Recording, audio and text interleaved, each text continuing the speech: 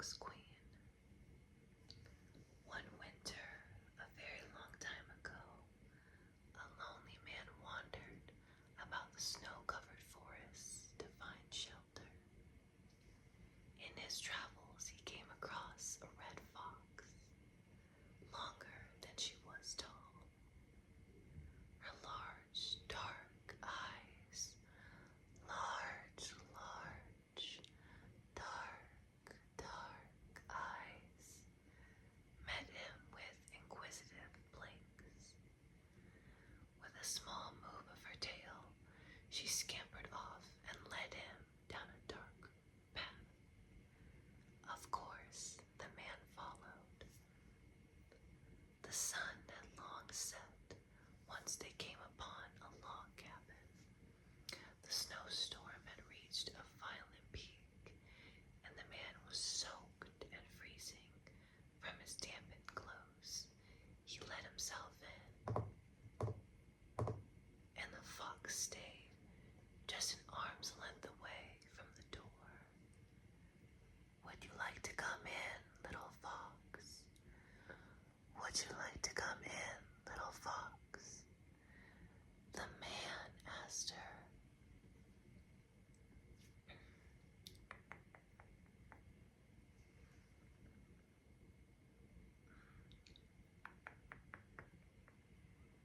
The fox blinked and let herself in. The man found a table and a few wooden stools, and he pulled out her chair. The fox hopped onto the seat, wrapping her thick tail about her. Before the man could sit, a bright light flashed and blinded him so greatly that he stumbled to the floor. Once his vision was restored, he looked up at the great presence above him. A beautiful woman sat in the fox's place. Her hands were crossed in her lap, eyes low, her body slender and fair, her copper curls cascading to her feet, her body adorned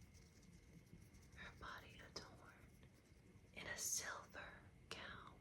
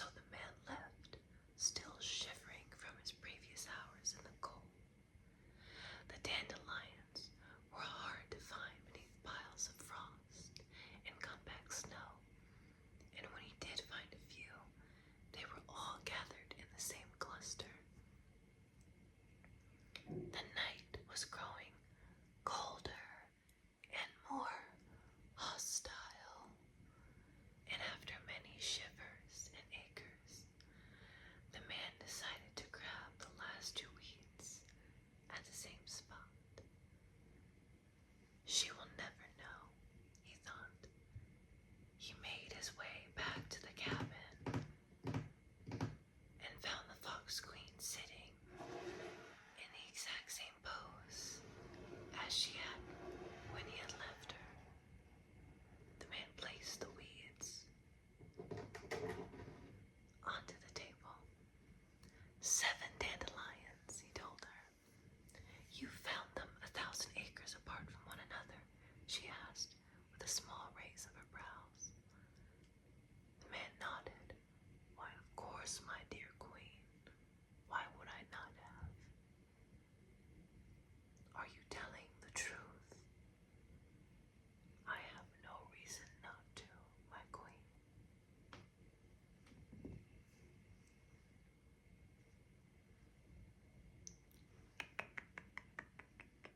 I'm gonna get some water.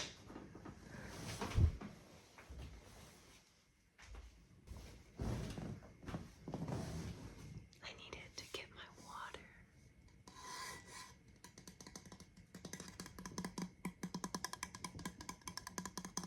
Is drinking water a relaxing sound? Let's see.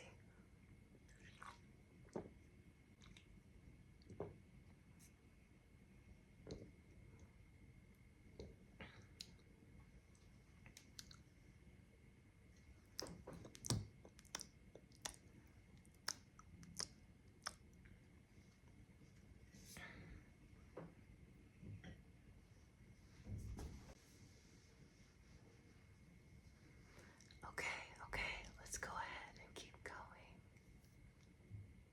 Are you feeling relaxed yet?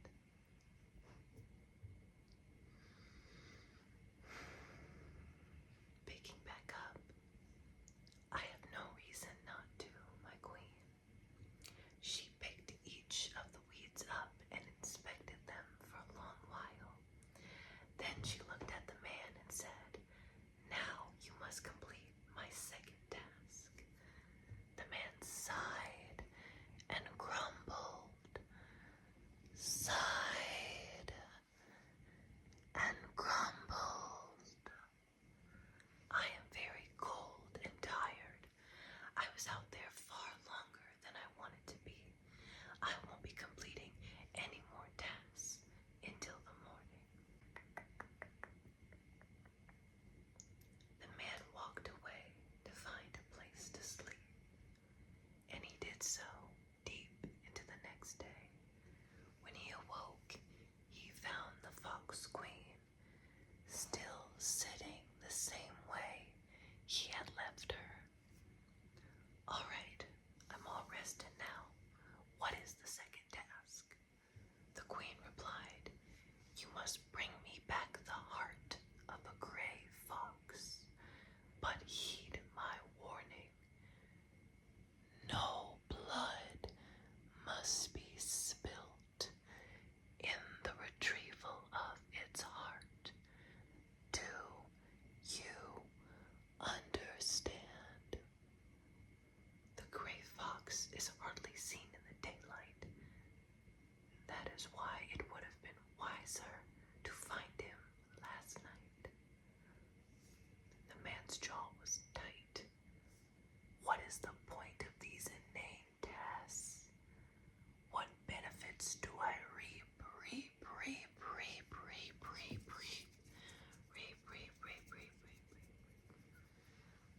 What benefits do I reap from this silliness? Do as I say, and you will see.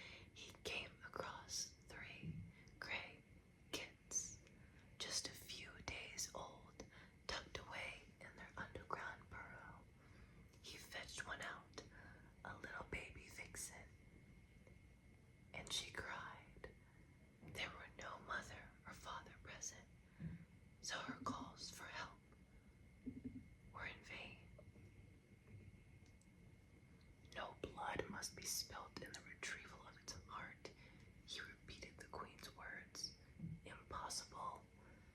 How could such a thing be done? So he plunged his knife deep into the kid's chest. Her siblings cried out from beneath him, frightened and sad. The man kicked them both, kicked them both back into their burrows as he shook the kid's blood from his hands. Scarlet droplets trailed behind him in the snow, and the baby's cries quieted as he walked away. He cleaned the heart off as best as he could in a nearby creek and threw the lifeless body into it once he was done. The man came back to the cabin to find the queen sitting as she always did. He handed her the kid's heart.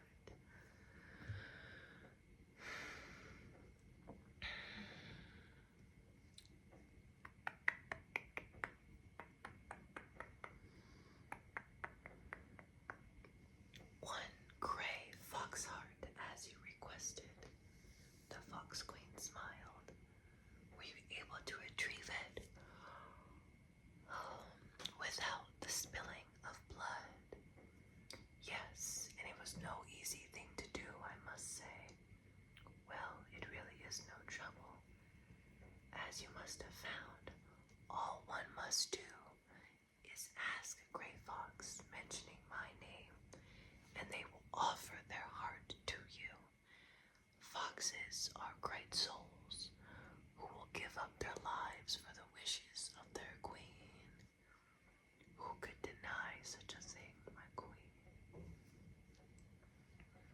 A small tinge of guilt tagged at the man's heart. Tugged at the man's heart. Tugged. Guilt. Tugged. Guilt. Tugged at the man's heart, especially upon seeing her expression. Her smile had grown bright and sincere, her eyes filled with joy.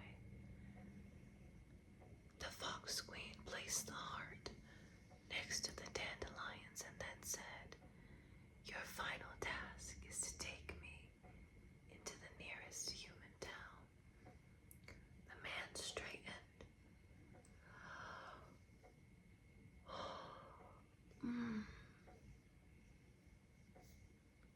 I think my own story is starting to put me to sleep. The man straightened. There is a reason I wandered from that nearby town, my queen. When you came upon me in the forest yesterday night, I had been chased out by the people. Chased out by the people. They are a frightening and cruel bunch. That is okay. We need to fetch 9 small potatoes. But you must promise me that if the townspeople try to hurt me, you will protect me. Her dark brown eyes waited for him to meet their gaze. Do you promise me? Do you promise me? The man fell to his knees, clasping his hands as he begged, "Please, dear queen, why must we gather potatoes? What is the meaning of all of these tasks? Oh, dear beautiful vixen,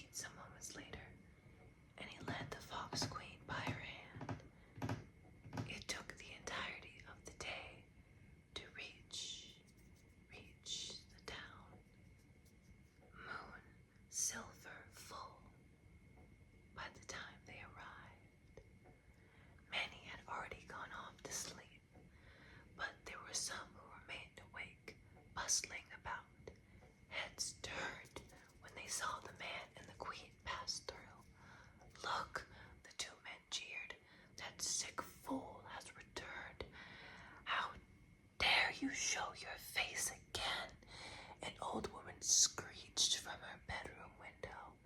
"Thief, murderer, liar, cheat, scoundrel."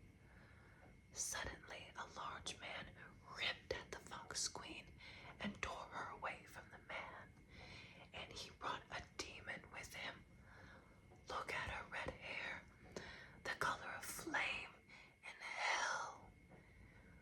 "We know what you are. We know what you are. A shape shifter, a siren."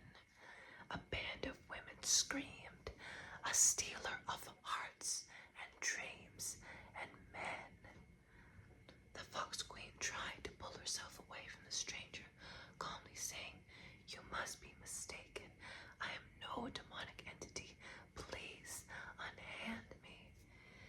She looked at the man with pleading eyes, but his heart was beating rapidly.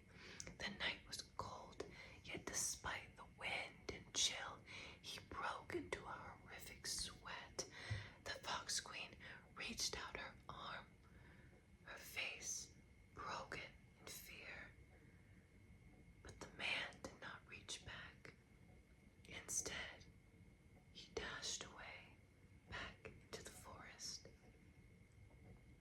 The townspeople grabbed the Fox Queen, the men tightly binding her ankles and wrists as the women tore her gown and slashed and gashed at her hair and skin. She remained perfectly still as a trail of tears and blood fell down her cheeks. They bound her to a long wooden pole, lighting their torches aflame. And right before they burned the Fox Queen alive, a great blinding light emanated from her being, so hot and intense that it flung them all to their feet, screaming. Suddenly, the woman they had once seen was gone, and a small red fox was darting away, injured yet quick. In her escape back into the woods, she came upon the fox dens. A mother and father red fox were crying out in great mourning, a path of blood leading away from their home. The Fox Queen dashed to them, and in the tongue of fox calls asked the mother why she cried. The vixen spoke through sobs.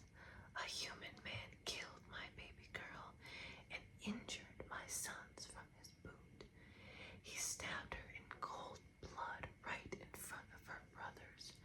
We found her body split open and floating in the nearby creek, but we did not have the heart to fetch her, lest her brothers see. Why must man be so cruel, my dearest queen?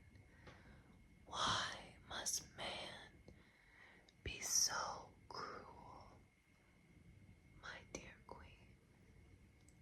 The Fox Queen cried with her, asking through her pain, "When did this man commit this terrible act?" "It was when my mate and I had left to hunt. It must have been just a little after we had left in the early afternoon."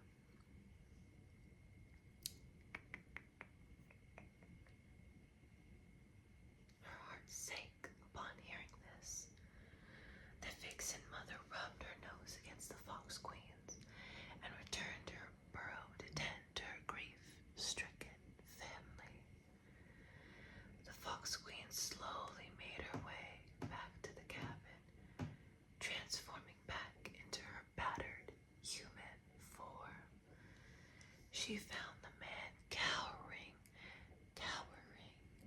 in the shadows, hands over his eyes, shaking. When he saw her, he screamed in horror. "You," he shouted, "I thought they had killed you. Look at you, covered in blood and bruises. I told you that those people were wicked and cruel, you stupid fox."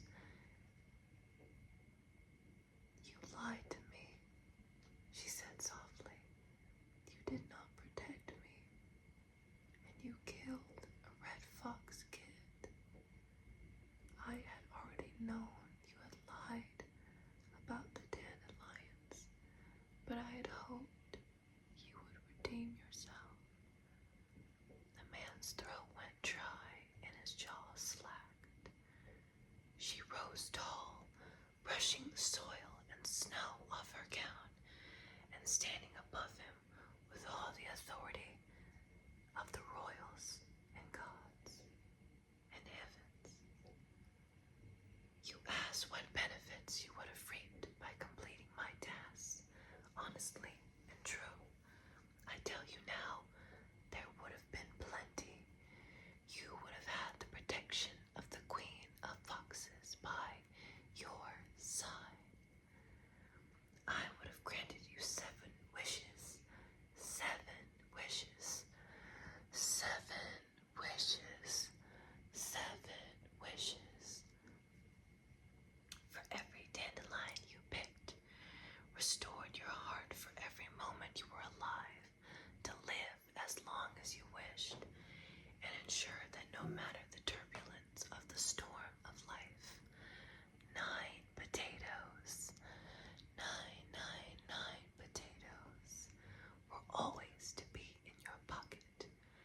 But now that I see the character of who you are, the man you truly are, I leave you with a single gift. For every day of your life, you will feel the pain of a long weed being ripped from the earth by its roots. You will feel the pain of a knife stabbing through your heart, the pain of your corpse running down a cold, icy stream. You will feel the pain of a mother grieving her child. And